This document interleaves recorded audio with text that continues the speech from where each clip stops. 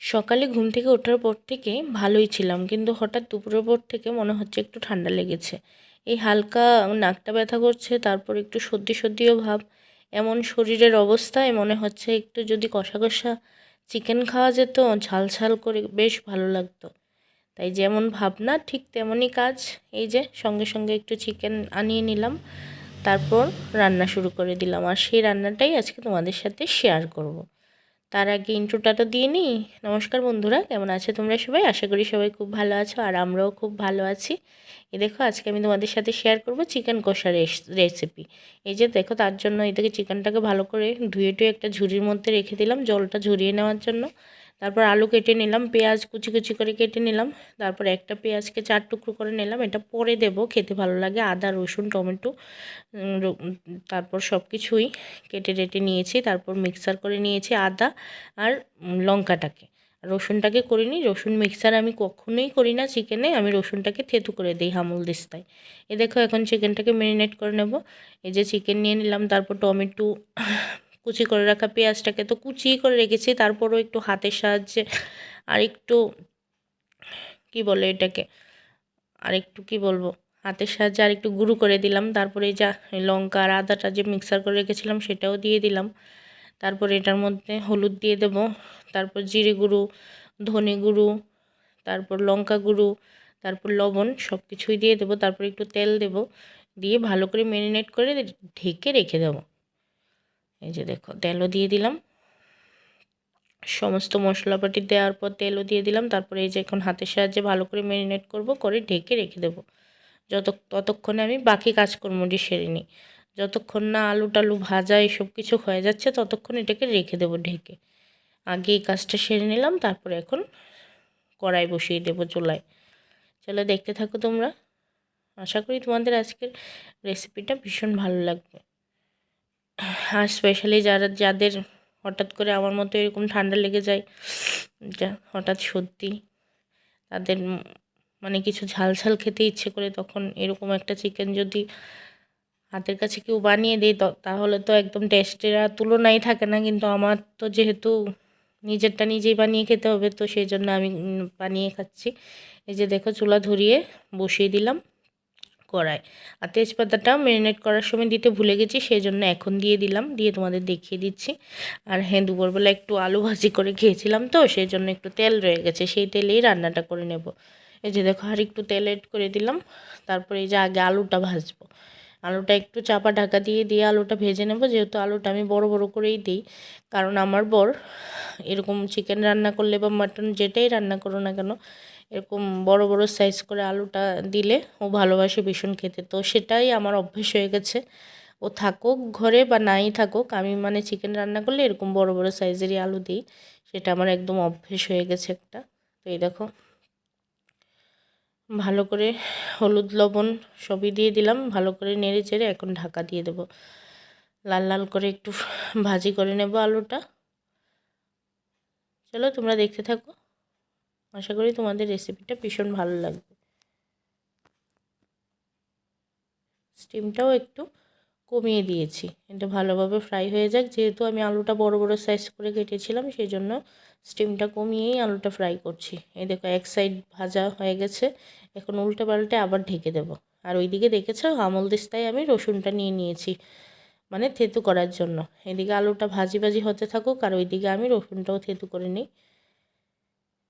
দেখো উল্টে পাল্টে দিচ্ছি, এক সাইড হয়ে গেছে ভাজি, আর এক সাইড ভাজি হওয়ার জন্য এভাবে উল্টে দিলাম, আবার ঢেকে দেবো। এই যে দেখো রসুনটা আমি থেতু করে নিয়েছি হাম্বল দিস্তায়। আমি কোনো দিনই মাংসে মানে রসুনটা আমি মিক্সিতে পেস্ট করে দিই না, আমি সব সময় এইভাবে হামুল দিস্তাতে একটু থেতু করে দিই, সেটা সেন্টটাও ভালো হয় আর খেতেও ভালো লাগে। তো এই দেখো আলুটা লাল লাল হয়ে গেছে ভাজা, এখন আলুটা উঠিয়ে নেব। উঠিয়ে ওই তেলটার মধ্যেই রান্না করব, আমি একেবারেই তেলটা দিয়ে দিয়েছি।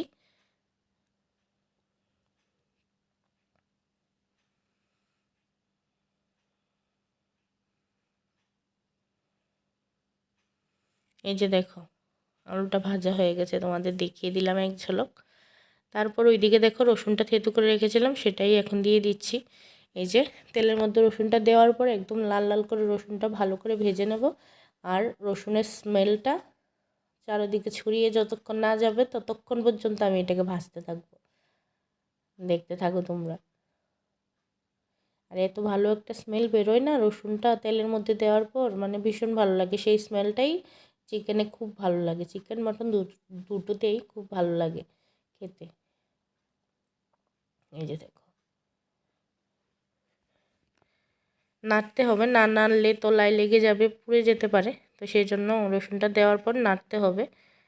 এই যে দেখো, নাড়াচাড়া করে লাল লাল হয়ে গেছে, ভাজা ভাজা, আর খুব ভালো একটা স্মেলও বেরিয়েছিল। এই যে নাড়াচাড়া করে এখন দিয়ে দেব চিকেনটা। এই যে চিকেন,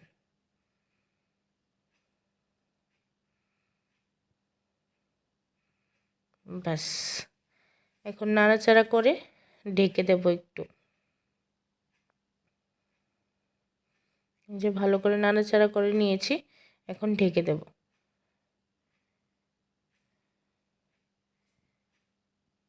তারপর আবার কিছুক্ষণ পরে চলে আসলাম বন্ধুরা। এই যে ঢাকনাটা উঠিয়ে একবার নাড়াচাড়া দেবো। তখন কি করব বলো তো, ওই যে আলুটা ভেজে রেখেছিলাম সেই আলুটা এখন দিয়ে দেবো। যেহেতু আলুটা আমি বড় বড় সাইজ করে কেটে রেখেছি, সেটা এখন যদি না দিই তাহলে চিকেনটা সিদ্ধ হতে যাবে না। যেহেতু আমি ঝোল করব না, আমি একদম কষা কষা করব, তো সেই জন্য আলুটা চিকেনটার সাথে একসাথে যদি না দিই তাহলে সেদ্ধ হবে না। যখন চিকেনটা সিদ্ধ হবে তখন আলুটাই সিদ্ধ হয়ে যাবে। তো সেই জন্য আলুটাও এখন দিয়ে দিলাম। চিকেন কষা রান্না করলে আমি এক্ষুনি মানে এইভাবেই চিকেনের সাথে আলুটা দিয়ে দিই। আর যদি ঝোল করি তাহলে তো পরে দিলেও ব্যাপার হয় না, ঝোলটা যখন ফুটবে তখন আলুটাও সেদ্ধ হয়ে যায়। তো এই দেখো, আবার একটু ঢাকনা সরিয়ে দেখে নিচ্ছি তলায় না লেগে যায়, সেই চিন্তাটা ভীষণ থাকে। কারণ তলায় লেগে গেলে একটা বাজে স্মেল হয়ে যায়, তখন চিকেনের আর স্বাদটাই থাকে না। তো সেই জন্য একটু পরপর ঢাকনা উঠিয়ে একটু নাড়াচাড়া দিয়ে দিই। এই দেখো, আলুটা মানে 30% সেদ্ধ হয়ে গেছে, আর বাকি 70 রয়ে গেছে, সেটাও হবে আস্তে আস্তে। আরেকবার একটু ঢেকে দেব। এই দেখো, এবার আর ঢাকবো না, এবার হয়ে গেছে কষানো। বাস কিছুক্ষণ এভাবে নাড়াচাড়া দিয়ে কষিয়ে তারপর ওই যে যেই পাত্রটার মধ্যে ম্যারিনেট করে রেখেছিলাম সেটাই মধ্যে একটু জল দিয়ে ভালো করে ধুয়ে টুয়ে নিয়ে ওই জলটাই দিয়ে দেব। মানে ধুয়ে টুয়ে বলতে মশলাটা যে চারিদিকে লেগেছিল, তো সেটাই ভালো করে জল দিয়ে একসাথে করে তো ওইটাই দিয়ে দিচ্ছি। এই যে দেখো, একটা জিনিসও ফেলবো না, মানে যতটুক পারি ততটা জিনিসই একদম ইউজ করব। মেইন কথা হলো সেটা।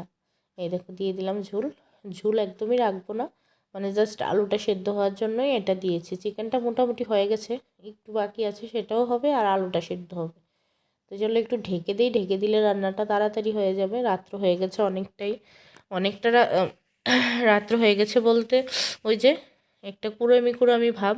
আমি না জানি না কেন এরকম, সকাল থেকে শুরু করে সারা দিন পর্যন্ত যত পারো আমি মানে কাজ থাকে, রান্নাবাড়ি সব কিছু আমি করতে রাজি আছি, কিন্তু সন্ধ্যার পর আমার আর কিছুই ভালো লাগে না, জানি না কেন। সে ঘরে যদি অতিথিও আসে তখন তো করতেই হয়, কিন্তু সেটাও মানে কি বলবো, ভালোবেসে না, করতে হয় সেই জন্য করি। কারণ আমার রাত্রেবেলা আমার রান্না বলো কোনো কাজই বলো আমার একটুও ভালো লাগে না তখন। মানে সময়টা শুধুই নিজস্ব একান্ত, মোবাইল দেখবো, মেয়ের সাথে টাইম স্পেন্ড করব, মানে ওইগুলো আমার খুব ভালো লাগে সন্ধ্যার পর থেকে। আর রান্নাঘরের কোনো কিছুই আমার আর ভালো লাগে না।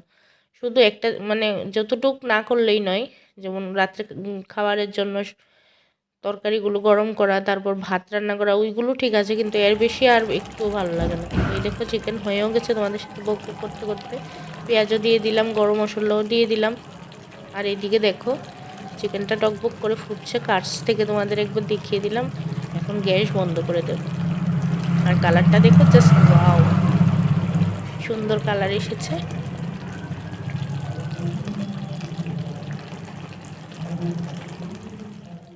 এই দেখো হয়ে গেছে, আর একবার নাড়াচাড়া করে বাস এখন গ্যাস বন্ধ করে দেব।